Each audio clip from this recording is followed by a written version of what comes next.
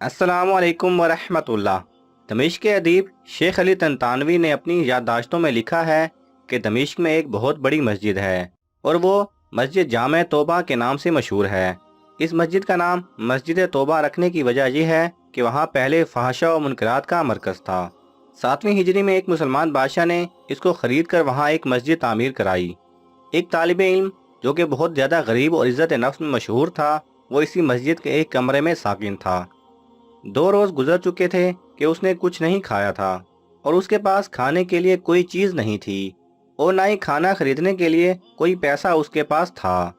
तीसरे रोज़ भूख की शिद्दत से उसने एहसास किया कि वो मरने के करीब है। सोचने लगा, अब मैं इस तरारी हालत में हूँ कि शरई मुर्दार या ज़रूरत के मुताबिक चोरी जायज़ है। इसी बिना पर चोरी का रास्ता बेहतरीन राह थी। शेख तंतानवी कहते हैं, ये सच्चा वाक़या है और मैं उन लोगों को अच्छी तरह जानता हूँ और इस वाक़ये की तफसील से आगाह हूँ और मैं सिर्फ हिकायत बयान करूँगा, ना हुक्म ना ही फैसला।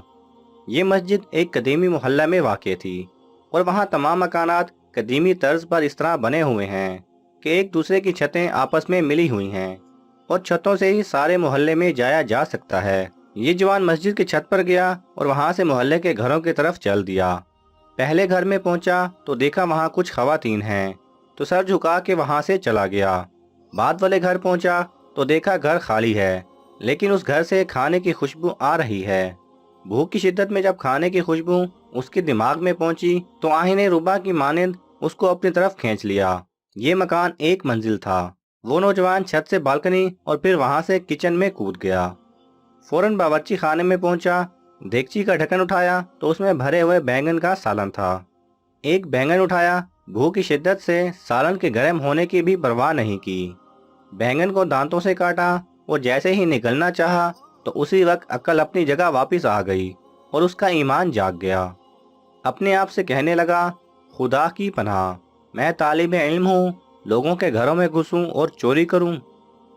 अपने इस फेल पर शर्म आ गई, पशेमान हुआ और इस्तग़फ़ार किया और फिर बैंगन को वापस देगची में रख दिया और जैसे आया था वैसे ही सरा सीमा वापस लौट गया और मस्जिद में दाखिल होकर शेख के हल्का दर्स में हाजिर हुआ। हालांकि भूख की शिद्दत से समझ नहीं पा रहा था कि शेख क्या दर्स दे रहे हैं। जब शेख दर्स से फारिग हुए और लोग भी मुतफरिक हो गए तो एक खातून मुकम्मल हिजाब में वहां आई। उस जमाने में खवातीन का बगैर हिजाब के वजूद नहीं था। शेख से कुछ गुफ्तगू की और वो तालिब इल्म उन दोनों की गुफ्तगू नहीं समझ सका। शेख ने अपने अतराफ में निगाह की तो उस तालिब इल्म के अलावा किसी को वहां ना पाया। फिर उसको आवाज़ दी और कहा, तुम शादीशुदा हो? जवान ने कहा, नहीं।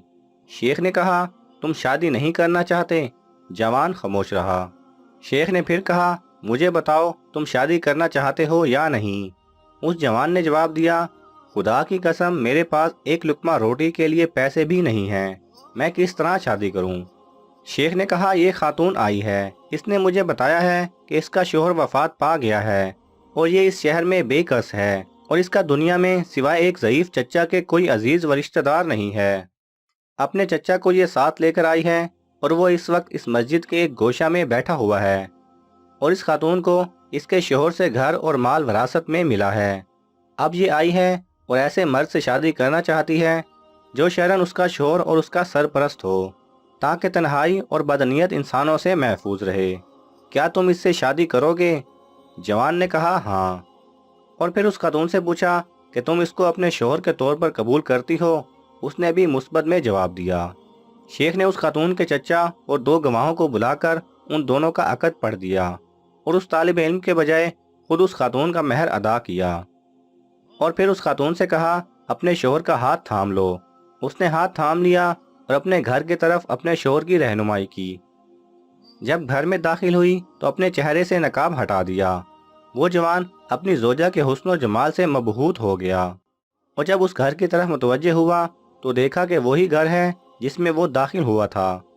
जोजा ने शोहर से पूछा कि तुम्हें कुछ खाने के लिए ले आऊं? कहा, हाँ। उसने देगची का ढक्कन उठाया और बैंगन को देखा और बोली, अजीब है, घर में कौन आया था और उसने बैंगन को दांतों से काटा है? वो जवान रोने लगा और अपना किस्सा उसको सुना दिया। जोजा ने कहा, ये तुम्हारी अमानतदारी और तकवा का नतीजा है। तुमने हराम बैंगन खाने से इज्तनाब किया तो अल्लाह ने सारा घर اور گھر کی مالکہ کو حلال طریقے سے تمہیں دے دیا۔ اگر آپ کو یہ ویڈیو پسند آئے تو اسے لائک اور شیئر کیجئے، کسی بھی قسم کے سوال اور اظہار رائے کی خاطر کومنٹس کیجئے، اور مزید ایسے دلچسپ ویڈیوز دیکھنے کے لیے ہمارے چینل کو سبسکرائب کریں اور ساتھ میں بنے بیل آئیکن پہ لازمی کلک کریں۔